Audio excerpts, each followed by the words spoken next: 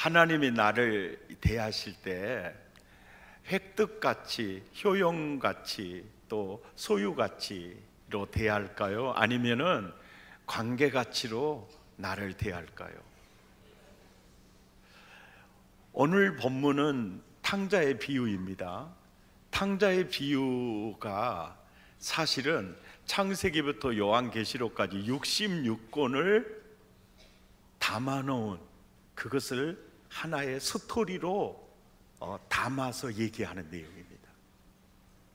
그래서 탕자의 비유에 대해서 주일학교 때부터 많이 들었던 얘기지만 들을 때마다 또 다른 맛이 있는, 아주 깊은 맛이 있는 그런 내용인 것은 아주 짧은 한 이야기지만 성경을 다 담고 있는.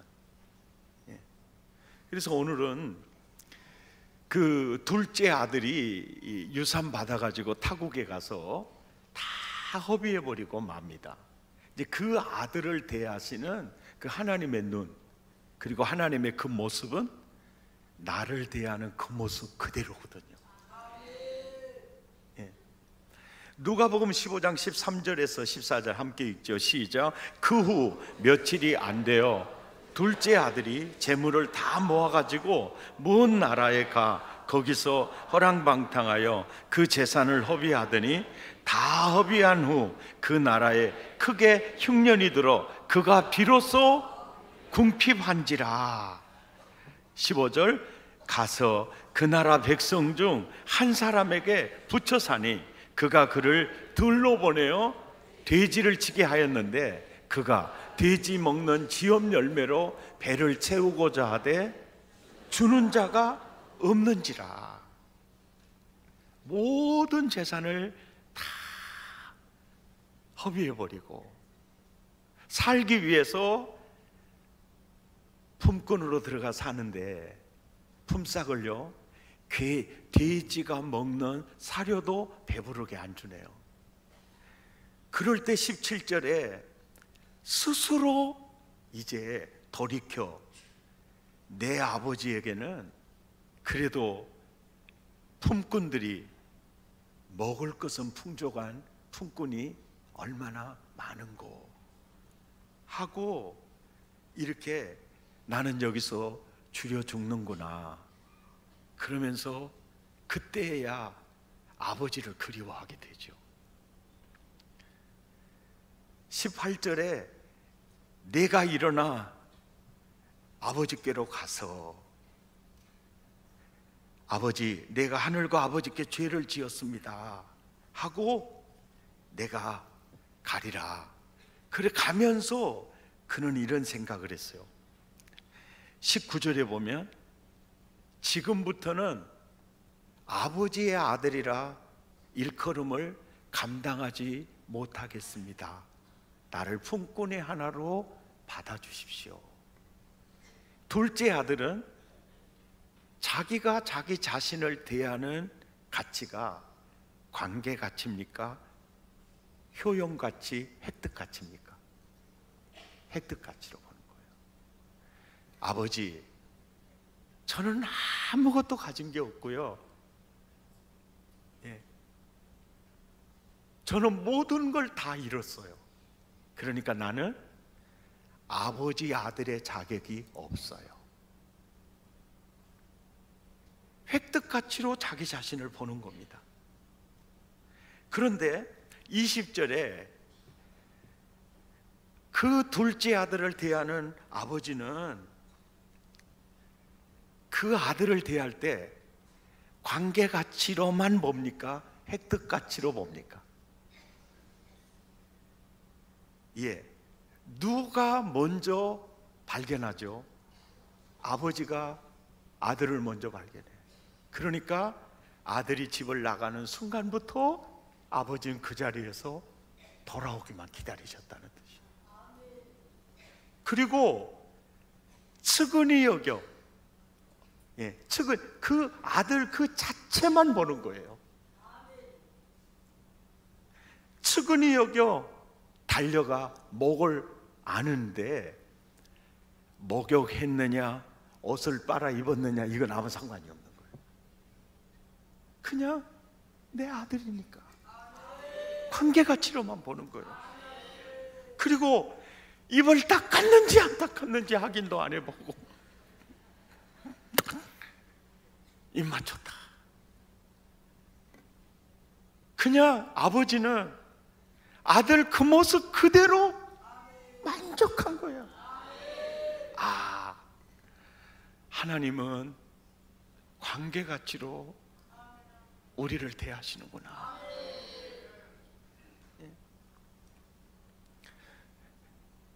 21절에 보면 이르되 아버지 내가 하늘과 아버지께 죄를 지었사오니 지금부터는 아버지의 아들이라 일컬음을 저는 감당치 못하겠나이다. 획득 가치로 자기를 평가하는 거예요. 그런데 22절에 보면 아버지는 종들에게 이르되 제일 좋은 옷을 내어다가 입히고 손에 가락지를 끼우고 발에 신을 신기라. 그리고 살찐 송아지를 끌어다가 잡으라. 우리가 먹고 즐기자. 아들을 바라보는 아버지의 마음은 관계 가치밖에 없어요.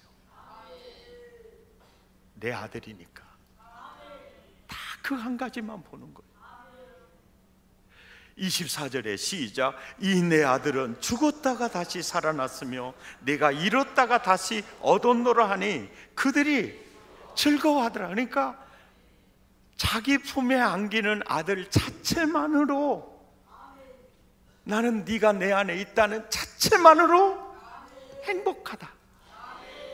이게 바로 이 아버지의 마음이에요.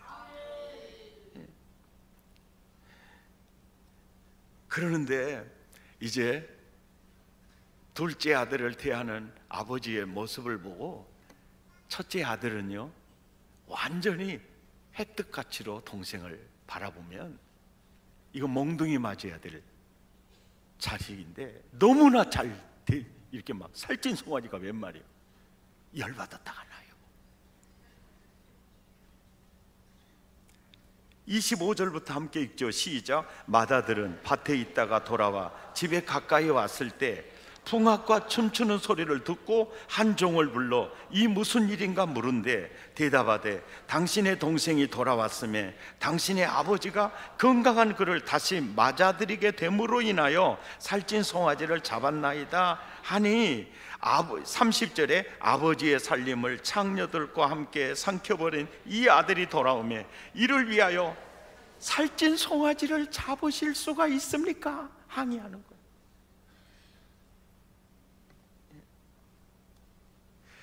그럼에도 불구하고 항의하는 맏아들에게 맞서 32절에 아버지는 이 내 동생은 죽었다가 살아났으며 잃었다가 얻었기로 우리가 즐거워하고 기뻐하는 것이 마땅하니라. 초지일관 관계 가치로만 보는 거예요. 예. 그런데 여기서 하나님이 대하는 관계 가치로만 보는데 둘째 아들이든 첫째 아들이든 한결같이 사람을 볼 때 효용가치, 소유가치, 획득가치로만 보죠. 그리고 이 성경에 나타난 인물뿐 아니고 지금 세상의 모든 사람들 대부분, 모두는 아닙니다. 대부분 다 획득 가치로 사람을 보죠. 획득 가치로 사람을 평가하죠. 예. 그리고 이 탕자의 비유가 성경 66권을 다 요약해 놓은 것과 같다고 제가 말했죠. 하나님이 천지를 창조하고 당신의 형상대로 인간을 존엄하게 창조한 이후에 생육하고 번성하고 다스리는 왕권을 아담과 하와에게 줍니다. 그리고 모든 나무의 실과를 너희의 음식으로 주노라.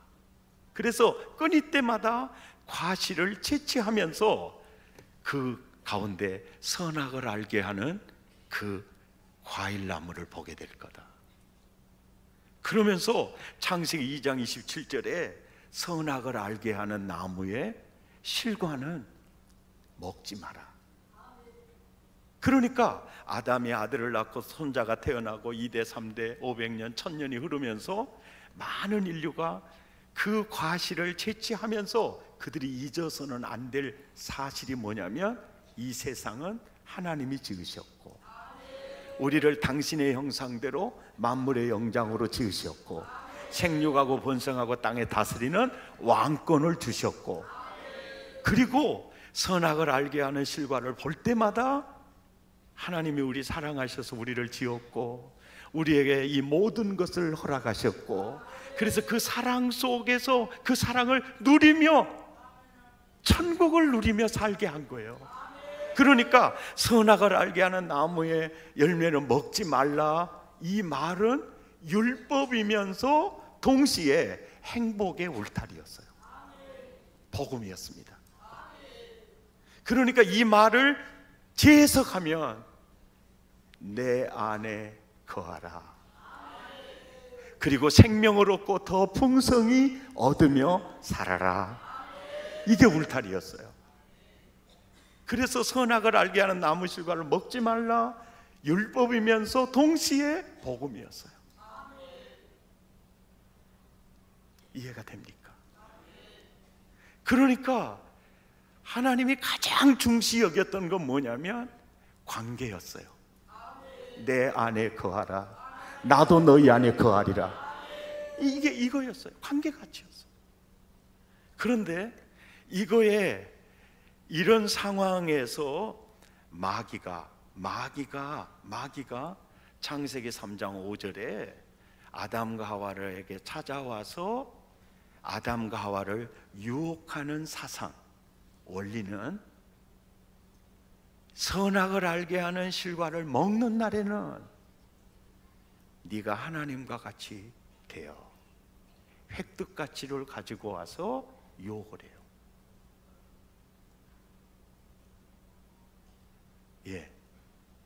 여기서 아담과 하와가 하나님을 향해 등을 돌리고 마귀의 손을 잡고 그 말을 따라 가게 되었어요.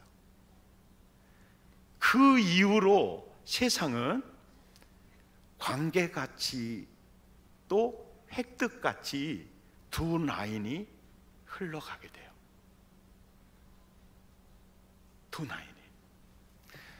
그래서 획득가치에 따라서 이제 상하가 결정이 돼버리는 거예요. 부자는 주인이요, 빈한 사람은 노예가 돼버리는 그 구조 속에서. 그래서 거기서 이런 엉터리 같은 지옥 같은 세상이 어디 있느냐, 혁명을 일으켰던 게 사회주의 공산주의예요. 그래서 사회주의 공산주의로 가봤더니 또 당 캡틴은 군주가 돼버리고 그 다음에 중간 그룹이 당 간부들이 되고 인민들은 노예가 돼버리는 거예요. 그러면 자본주의는 어떠냐? 자본주의도 양극화가 굉장히 심화되고 있잖아요. 획득가치에 사로잡혀서 살아가는 사회, 사실은 지옥이 돼버려요. 자본주의도 공산주의도 아닌 이 성경주의. 그래서 성경이 삶의 유일한 표준이 되는 나라와 문화, 거기는 관계 가치로 사람을 대하죠. 사람이니까 존중이 여겨야 된다. 하나님이 사랑하는 사람이니까 어려우면 섬겨야 된다. 이 구조로 가는 거죠. 그러니까 성경적 그 가치관에 확실한 사람이 나라를 이끌어가는 그 자리에 있어야죠. 법을 만드는 입법자의 자리에 있어야죠. 그러면 그럴수록 세상은 좋아지겠죠. 지금 오늘 우리가 사는 사회 보세요.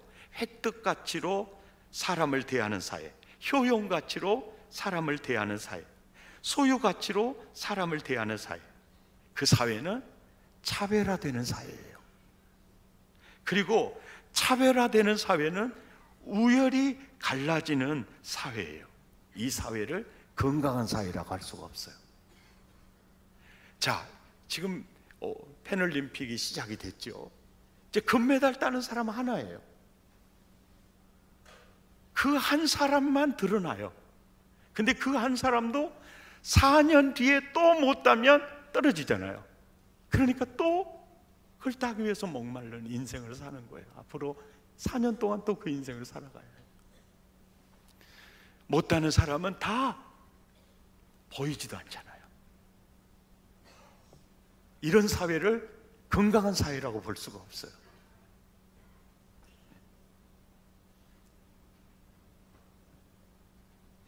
그러니까 무언가 획득하기 위해서 정신없이 달려가요. 그래서 이 세상에 살아가는 사람을 빙자해서 어떤 이는 이런 얘기를 했어요. 말 타고 정신없이 달려가는 사람을 보고 여보시오, 당신은 어디로 무엇을 향해 그렇게 뛰어가요? 그러니까 그 사람이 그래, 정신, 예? 말이 달려가니까 저도 가는 겁니다. 이런 거예요. 주객이 전도되어 버리는 사회. 이런 사회예요.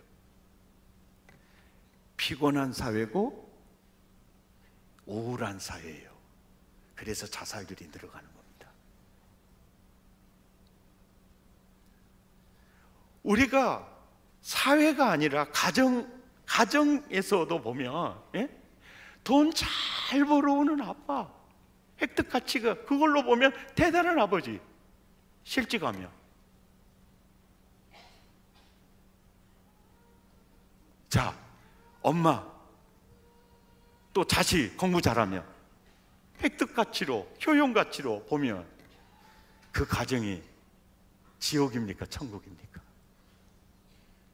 설교는 듣고 계시지요? 진짜 주님이 내 안에 계시면 아빠니까 존중하는 겁니다. 엄마니까 사랑하는 겁니다. 자식이 공부를 잘하든 못하든 내 아들이니까 소중한 겁니다.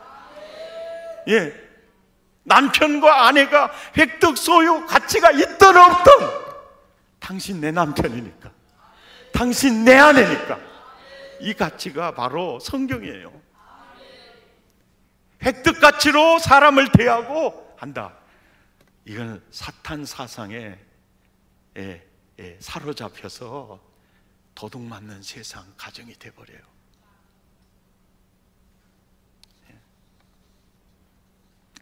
그래서 마태복음 22장 37절에서 38절에 보면 성경 66권에 말하는 많은 말씀 중에 그것을 10계명으로 요약할 수 있고 10계명을 다시 2계명으로 요약할 수 있는데, 그 중에 첫째가 마음을 다하고 뜻을 다해서 주 너희 하나님을 사랑하는 것이다.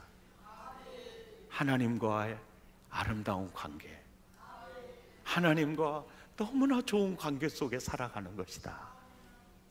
그리고 둘째는 39절에 이것이니 내 이웃을 그 모습 그대로 네 몸과 같이 사랑하는 것이다.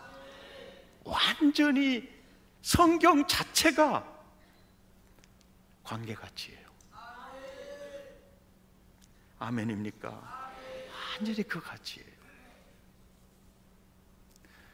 우리 그래서 사실은 사람이요, 세상에 모든 걸 다 가졌어요. 건강도 있어요, 돈도 있어요, 사회적인 지위도 있어요. 모든 걸 다 가졌습니다. 그런데 하나님과 관계가 맺어지지 않았어요.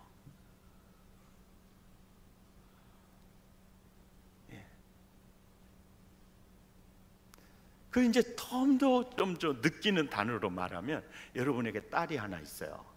그런데 부잣집 아들인데요, 직업이 의사예요. 결혼해 주래요. 근데 딱 하나, 불신자예요. 그 집에 딸 주실래요? 안 주실래요? 딸, 네 알아서 해라 그럴래요?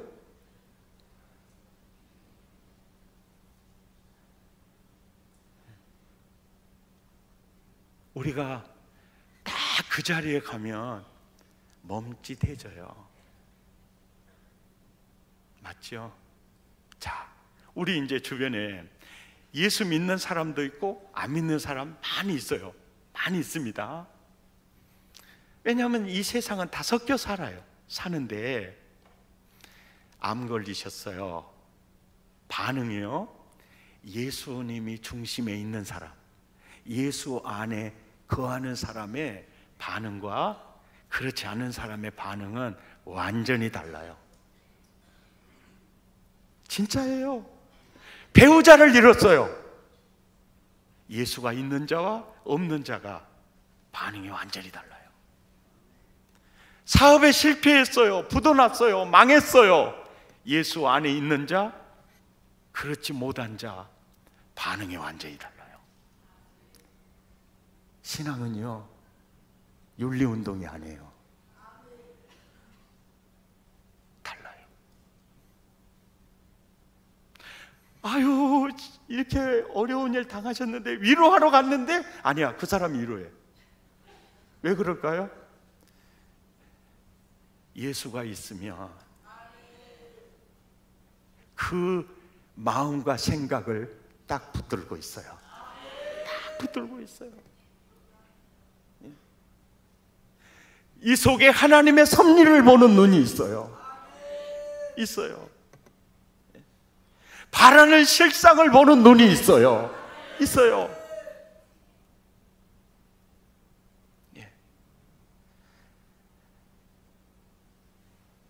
사실은요, 세상의 모든 걸 다 가지고 있어도 하나님과 관계가 없는 사람은요, 아무것도 없는 사람과 똑같아요.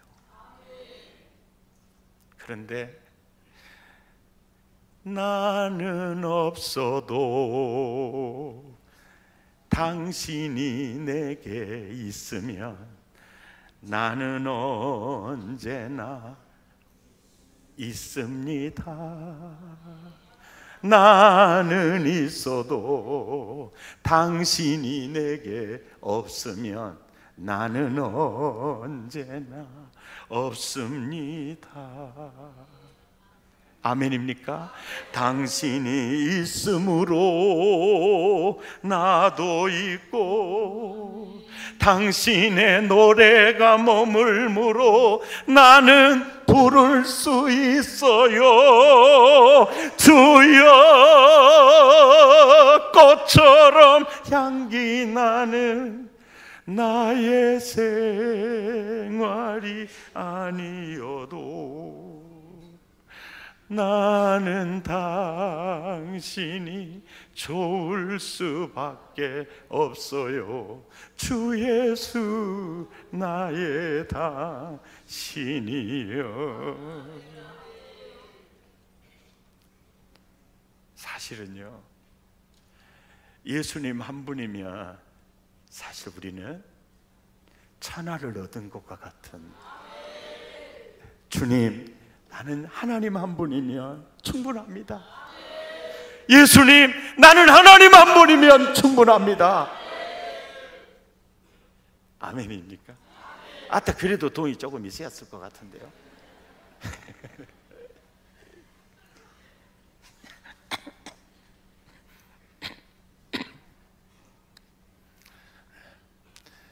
이 탕자의 비유를 보면요, 진짜 이 기독교는요, 인간이 만든 종교가 아니라는 것을 철저히 느낄 수가 있어요.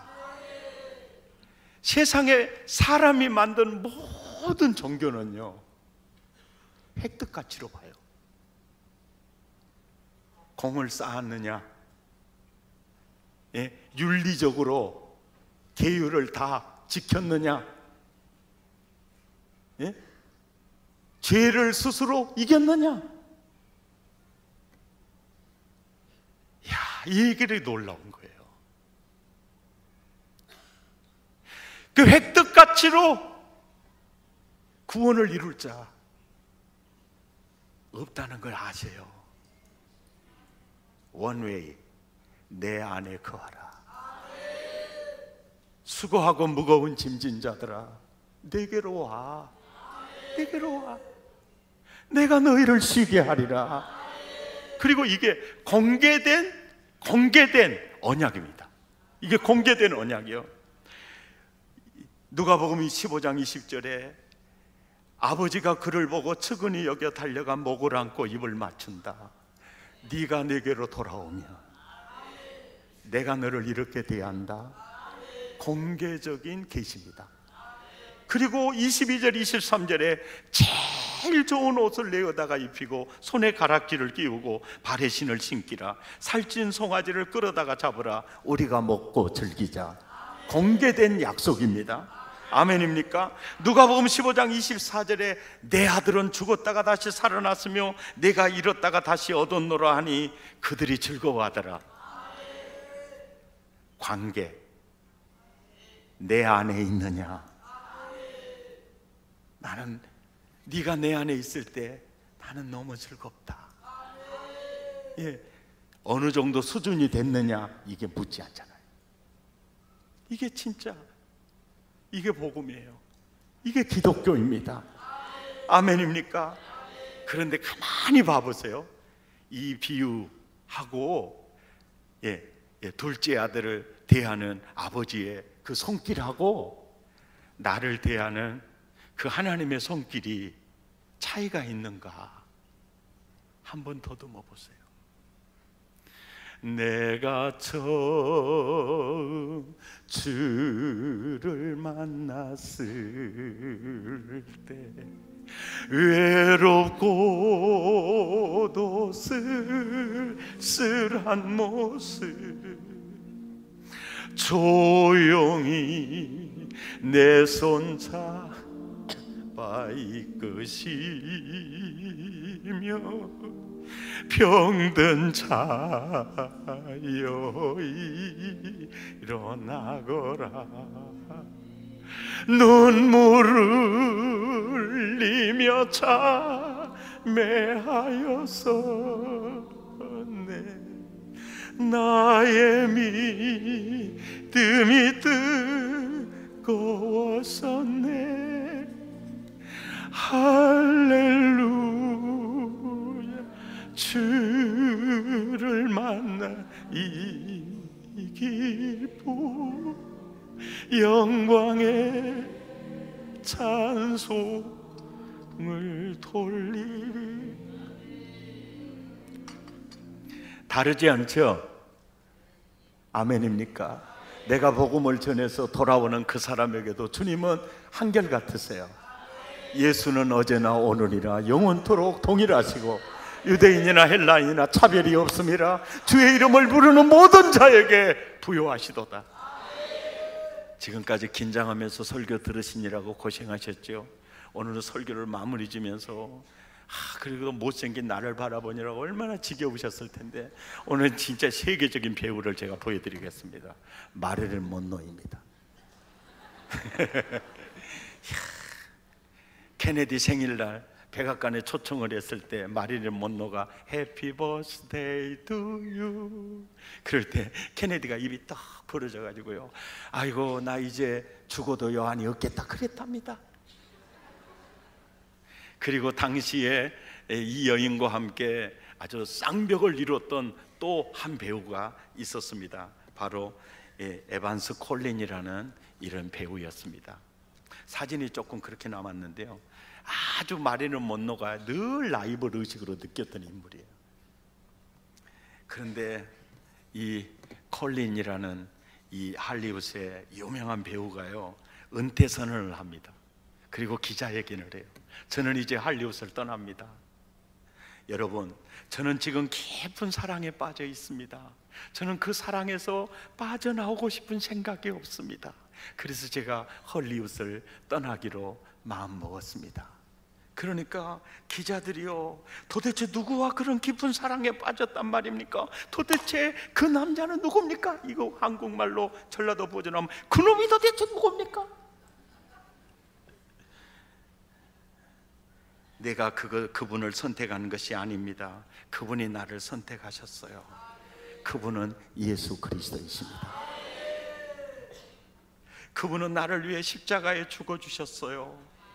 이제 나는 나를 선택하신 그분을 위해 내 자신을 그분께 드리고 이제 그분과 함께 그분의 뜻을 따라 살고 싶어요. 그래서 도대체 그분의 뜻이 뭐요? 나를 구원하신 이 복음을 위해서 내 남은 인생을 드리고 싶습니다. 그래서 선교사 훈련으로 들어가요. 정말 굉장히 쇼킹한 사건이었어요. 들어갑니다. 그리고 아프리카 선교사로 갑니다. 그리고 안식년을마다 돌아왔을 때 빌리그레한 목사님이 이 콜린 이 여사를 보고 그러는 거예요. 후회하지 않습니까? 화려한 인기와 그 헐리우드를 떠나는 게 후회되지는 않습니까? 라고 물었어요. 그럴 때 후회는 무슨 후회입니까? 이 선교사의 자리는 영국 여왕의 자리와도 바꿀 수 없는 자리인데요, 미국 대통령의 자리와도 나는 바꿀 수 없는 자리인데요, 제가 왜 후회하겠습니까? 예수 믿으면요, 내가 왜 살아야 하는지를 알잖아요. 인생의 의미를 알잖아요. 두 배우예요. 마릴린 먼로와 그리고 에반스 콜린이라는 사람. 마릴린 먼로는 나중에 유서를 남기고 자살하죠. 나는 이 땅에 살아야 할 이유를 모르겠다 그러고 죽어요. 예수가 없는 그 한 여인은 혼돈, 공허, 흑암이에요. 예수가 있으면 나는 예수님 한 분으로 충분합니다. 하나님의 나라예요. 내가 이 땅에 무엇을 위해 살아야 할지를 아는 거예요. 이게 관계 가치예요. 하나님이 내 아버지가 되시고 예수님이 내 구주가 되시면 나는 세상의 모든 것보다 더 귀한 것을 얻은 자예요. 여호와는 나의 분깃이시니 여호와는 나의 기업이시니, 아멘입니까? 여호와는 나의 목자이시니 내가 부족함이 없으리로다. 하나님 한 분이면 충분합니다. 이런 관계 가치로 하나님을 보셔야 돼요. 그리고 우리가 사람을 대할 때도 획득 가치로 대하면 안 돼요. 내가 불행해져요. 아멘입니까? 그냥 관계 가치로 돼요. 말씀을 생각하시면서 함께 찬양하죠. 나는 없어도 당신이 내게 계시면 나는 언제나 있습니다. 나는 있어도 당신이 내게 없으면 나는 언제나 없습니다.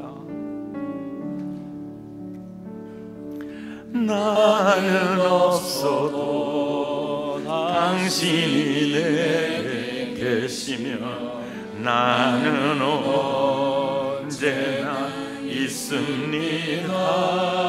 아멘. 나는 있어도 당신이 내게 없으면 나는 언제나 없습니다.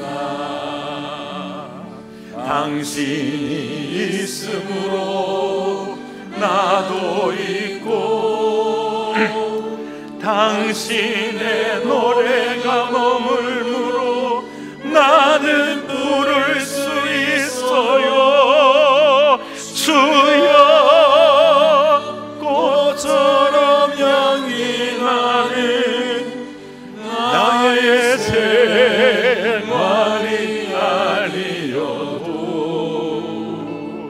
나는 당신이 좋을 수밖에 없어요. 주 예수 나의 당신이여. 아멘. 빛이 없어도 환하게 다가오시는 주 예수 나의 당신이여 음성이 없어도 똑똑히 들려주시는 주 예수 나의 당신이여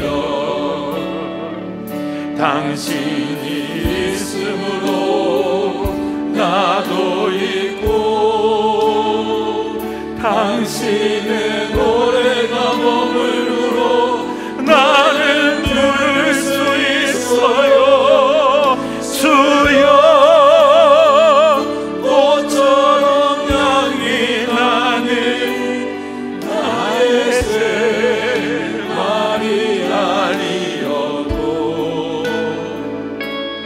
나는 당신이 좋을 수밖에 없어요 주 예수 나의 당신이여 우리 함께 기도하겠습니다. 하나님이 나를 대할 때요 획득가치로 대하지 않아요. 어느 정도 수준이 되니까 나를 더 사랑하는 게 아니에요. 그냥 내 안에 있는 너는 내 아들이니까 내 눈에 보배롭고 존귀하다. 아멘입니까? 세상의 모든 것을 내가 다 이룰 수 있어요. 세상 사람들이 나를 보고 가난하다라고 말할지 모르는데 사람에게 있어서 무형재산 1호가 하나님이에요. 그분이 계시면 그분의 모든 것이 내 것이거든요. 아멘입니까? 하나님 한 분으로 충분합니다. 하나님 저의 앞으로 노후가 걱정이에요. 내가 있잖아 나는 무능한 아버지가 아니야. 경제적인 여건이 열악하신가요? 하나님으로 사는 법을 보시기 바랍니다. 하나님을 엔조이할 수 있는 초로의 찬스가 된 것입니다. 그분이 나를 어떻게 살려가시는지를 기대하는 것입니다. 그분은 여러분을 실망시키지 않으실 것입니다. 아멘입니까? 세상에 여러 가지로 열악한 환경이 그분을 더 목말라 한다면 그것이 복인 것이지요. 아멘입니까? 아멘입니까? 그분이 있으면 나는 모든 것이 있는 것입니다. 하나님 한 분으로 저는 충분합니다. 그리고 내가 나를 보고 내가 다른 사람을 볼 때 관계가치로만 보리라. 관계가치로만 보리라. 획득가치로 사람을 차별하지 않으리라. 사람을 대하지 않으리라. 아멘입니까? 그렇게 살기를 원합니다. 아멘. 주님이 내게 주시는 그 말씀 부여잡고 마음을 토하고 입술을 열어 우리 함께 기도합니다. 주여 은혜를 주옵소서.